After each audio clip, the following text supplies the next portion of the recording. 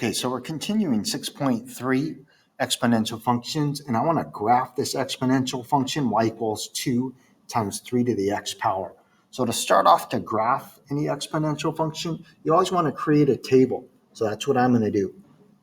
I'm going to create my table. I'm going to select my values of x to figure out what y is.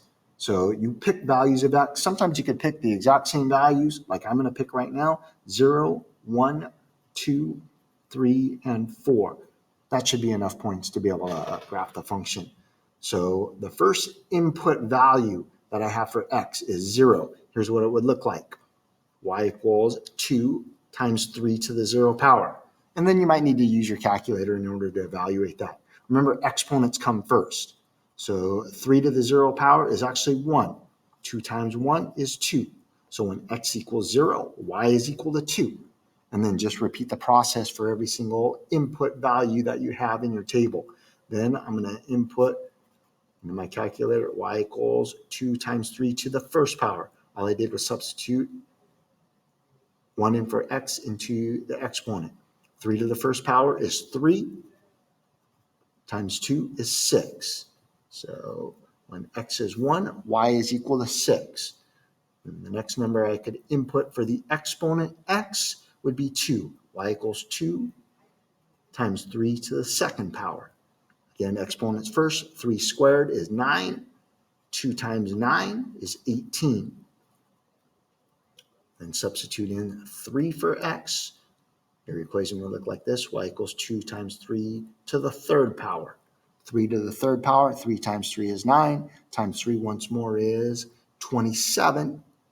And then multiply 27 by 2, that's 54.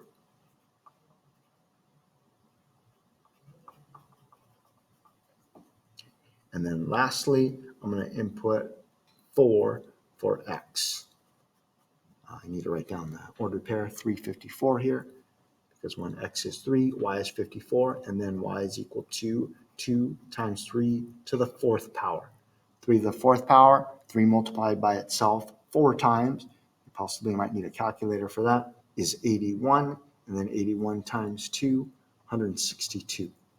So I have all my points on my table here that we can graph now.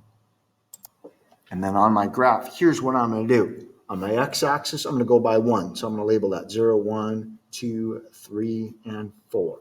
I can definitely fit each of these x values onto my graph.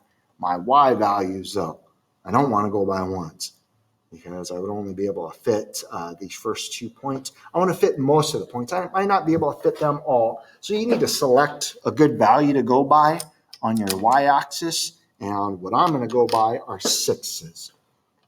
So here's 6, then 12, 18, 24, 30, 36, 42, 48, 54, and 60. Yeah, I'm not going to be able to fit this last point on my graph, but I should still get a pretty good idea of what the graph looks like. So now we just graph each of the points on our table. So the first point is 0, 2. Might need to estimate a little bit, but it really should be 1/3 of the way up to 6 here, because 1/3 would be 2, 2/3 would be 4, and then 6.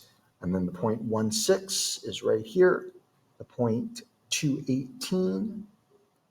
And then lastly, since I can't fit this point on for 162, my graph would be way up there. But then 354 is right here.